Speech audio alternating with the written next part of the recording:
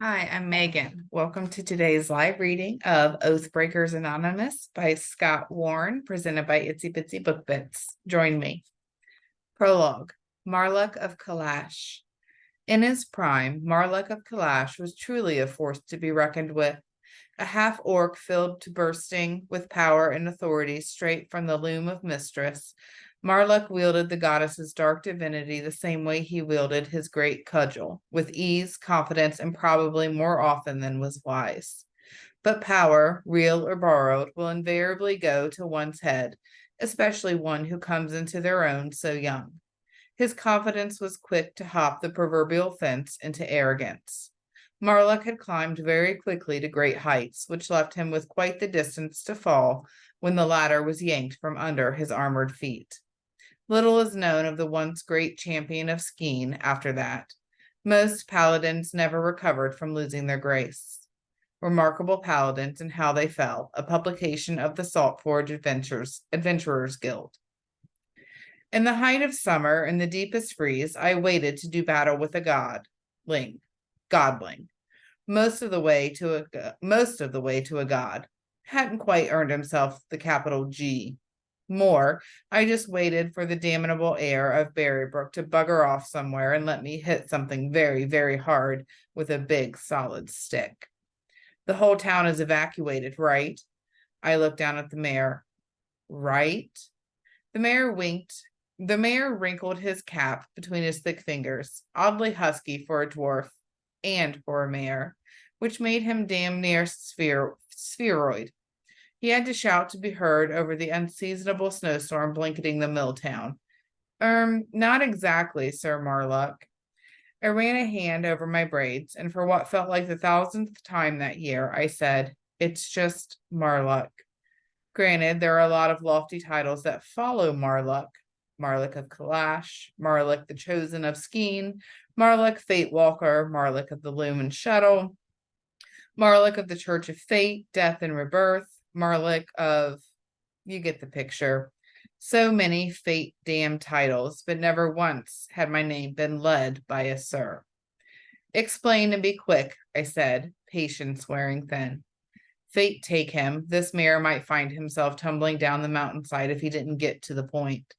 Might collect enough snow as he rolled to grow as big as a boulder. Probably wouldn't stop till he got wedged in a valley.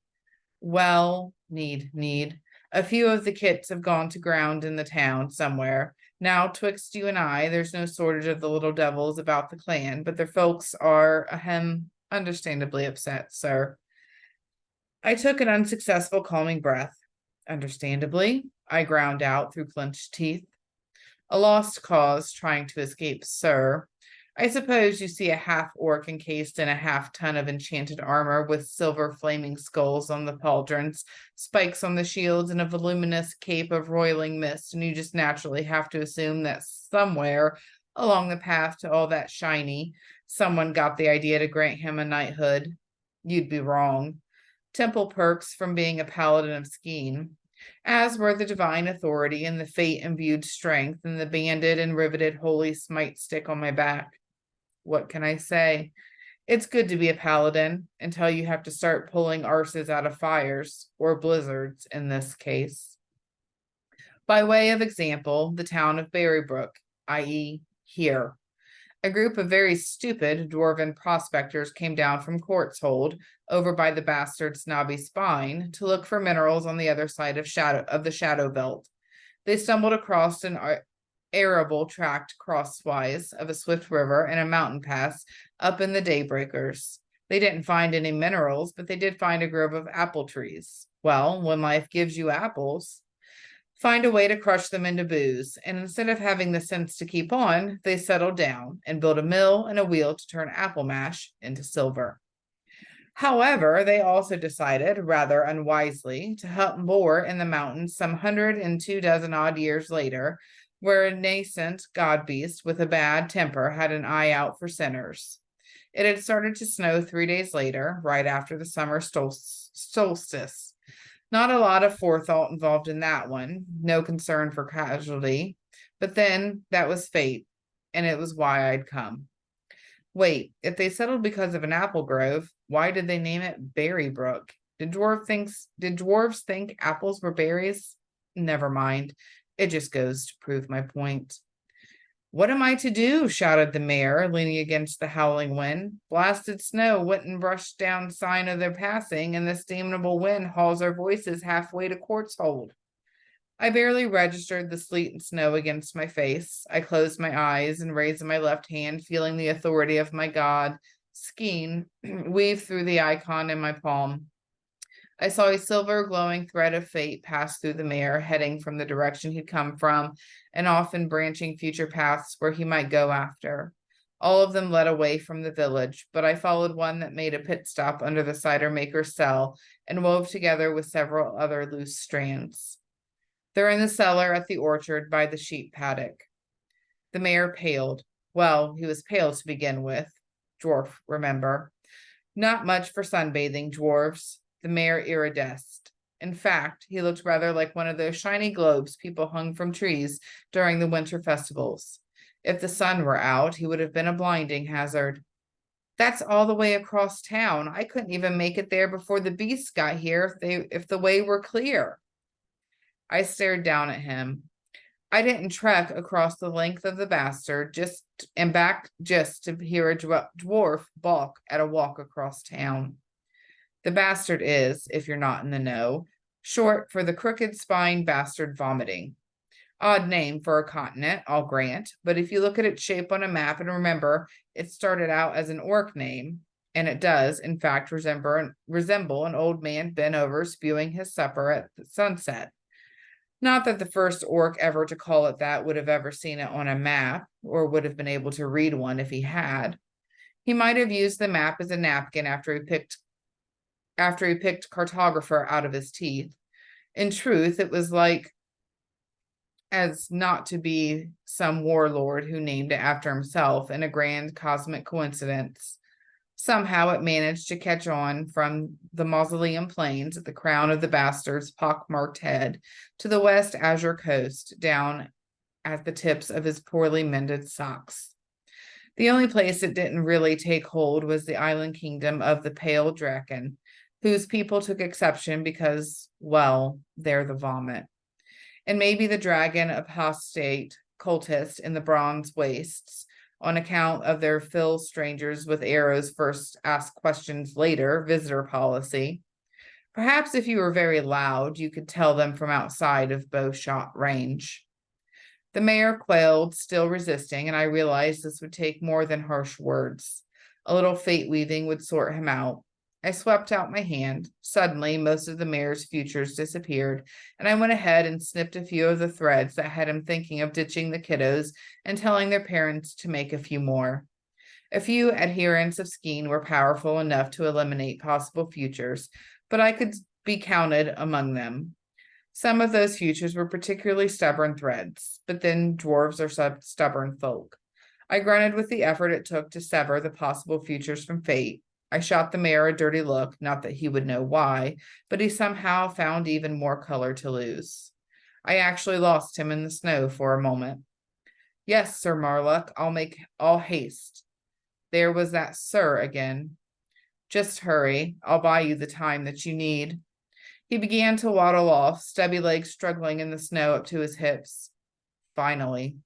Still, the difficulty altering his fate bothered me. A paladin of my rank should have had no trouble asserting casualty here, dwarves or otherwise. This little mountain orchard town was mostly meaningless to the great loom of the world. They did make a very good cider, though, and saving that was worth scrapping with a god beast. With a sigh, I closed off my sight and walked toward the approaching gale. I pulled the smite stick from my back, 4 feet of hardwood banded and riveted with prayer-engraved silver studs on each of its faces. I shook loose my shield arm. Strength flowed through me, empowering every muscle as I broke into a jog through the slush and the approaching storm wall. The storm buffeted me with harsh wind and freezing sleet, but I barely felt a chill. The ground started to vibrate beneath me, and the god beast's cohort resolved from the driving snow.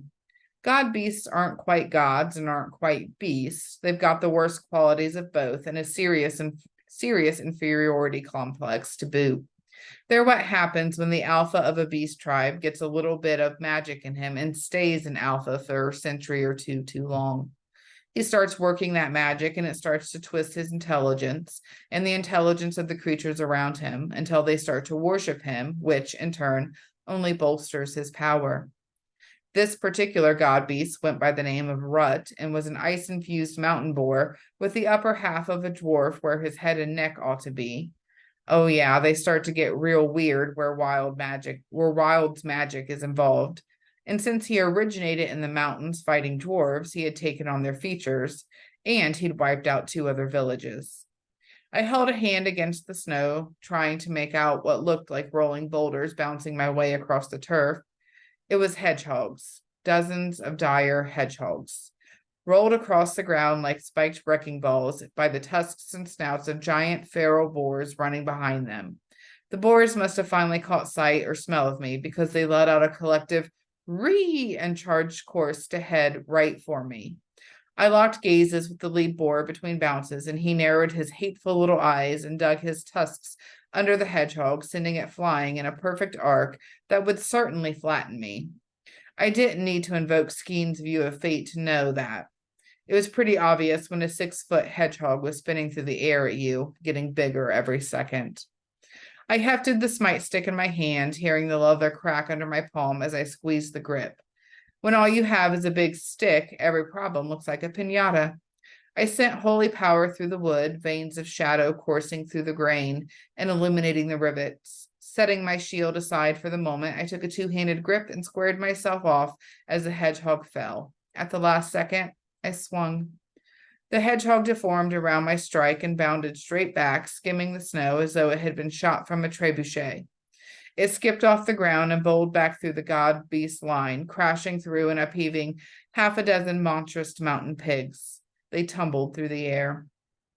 2 more ballistic hedgehogs sailed toward me. I hit the closest with the backstroke and then flooded my foot with the divine power and booted the next. A black explosion of dark divinity met the second hedgehog where I'd hit it with my spite. Rather than bounding back, it exploded and showered the first 3 ranks of boars with deadly sharp quills. More fell, tumbling over each other in heaps 4 or 5 feet high, but the ones behind them just flooded up and over their fallen comrades. Some of them tried to get around me, but I slammed my fists into the ground and a boundary raced up to either side, trapping the boars in the circle with me. I took hold of my shield again, and when I was among them, laying in with cudgel and fist, boot and shield, a boar tried to gore me from behind, but its tusks bounced off my cuirass. I swung the smite stick down and caved in its skull. Another came on my left. I caught him across my shield and shifted his momentum. He squealed as he cartwheeled through the air, slender tail whipping. 6 of these dire boars would have been enough to flatten Berybrook, but to a paladin of mithril rank, they barely even registered as foes. I was just doing a runner for their boss, and they were in my way. I held out my hand and uttered the shadow word for entropy. A dark mist sprayed out from the icon buried in my palm. It carved a channel through the sea of boars. They fell to dust under the curse of inevitability. Enough. The boars all slowed to a trot and squeezed themselves to either side. I got my first look at the god beast. He towered over the other boars, a black-furred hybrid between boar and dwarf that must have weighed over a ton. The dwarf torso sprouting out of the boar half was shirtless and so hairy in its own right, it was hard to tell where the boar's fur stopped and the chest hair began. A long braided beard hung down below his great horned helm of hammered bronze, and a rime-crusted glaive spun in his hands. Where his cloven feet fell, frost spread into a crystalline carpet. His hooves dug into the snow, and he spun the glaive overhead as he charged me. That was more like it. I met his charge. My cudgel rang against the icy glaive, and I dipped from his path. He bounded past and turned, holding his hand overhead. A javelin of ice formed there, and he hurled it at me. It shattered against my shield, and the booming shockwave rippled out through the god-beast host of monstrous boars. He leveled his glaive at me. Warrior, who are you to so callously kill and maim my tribe? I shrugged. Who are you to come down here and cause trouble? The god beast rumbled deep and hollow in his chest, and the war cry rose within every boar in the valley.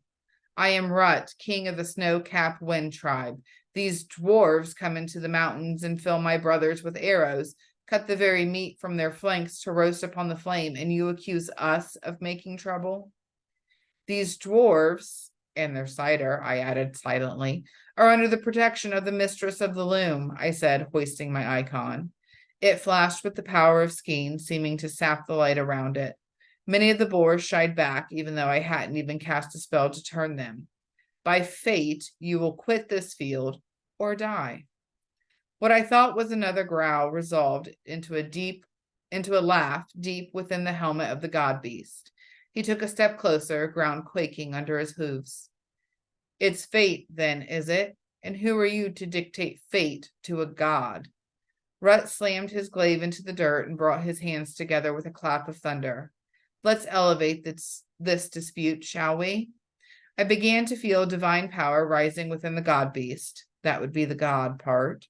But it shocked me just how much divine mojo he could swing. A gold light burned against my paladin senses as Rut's power built, and I readied myself behind my shield for an attack. The wind howled around us, and Rut's voice boomed out loud enough to be heard in the heavens, which was his goal. I steeled myself, but his divine voice still hit me like a hammer to the chest. O Skeen, who weaves the roots of this world, who was there when the first mountains cracked, and at the falling of the first snow, what say you? Does this half-breed speak for you? Do you condone this hypocrisy from your wayward servants? Which of us is fated to prevail here? The question echoed off the mountains, and I saw snow begin to tumble from two peaks to the north. I looked around. All stood still following the boar god's parley. Even the snow had begun to fall straight down. Rut's voice had stilled the wind. He looked around, shifted his weight, and pulled his glaive out of the ground. Were you expecting an answer? I asked. I smirked and hefted my smite stick, about to deliver the divine beatdown. Then I froze. The silver glow began to dim around the rivets on the club. Each one had been blessed by the priests of Skeen and bore her mark on the 4 crossed needles and thread. One by one, they withered and fell from the wood. My connection to fate grew dim. My armor seemed to grow heavier, and I realized that it wasn't the armor. The very strength itself was drained from my body. I struggled to move, but the enchantments on my armor failed as well, and the plates locked up. The last of my God-given divine power winked out, and I felt the holy icon of Skeen crack in my palm. I screamed, holding a hand to my palm, and felt a wetness there as red drips began to fall from my hand to stain the snow below. Suddenly, it grew very cold. I tried to move, but my armor was too heavy to be shifted by a mortal man. My arms fell to my sides. I struggled to move, arms now pinned, as several of the boars got brave enough to approach. The ground shook again, and I looked up at the towering form of the god beast. He chuckled deep in his chest and settled his glaive over his shoulder. It seems fate has favored another this day. So much for the chosen of Skeen. He casually brushed me aside with his flank as he passed. I started to wobble and finally toppled face down into the slush. The divine barrier I'd erected vanished. The boars renewed their battle cry and began to run alongside their god once again, down toward the town of Bereft. I lay, helpless, feeling the horde rush past and over me. I struggled to get my arms up to at least give me some protection. I tried to clench my teeth, but they chattered so hard I couldn't keep them still. At some point, a cloven hoof clipped the back of my skull, and well, after that, things got fuzzier than a boar's backside.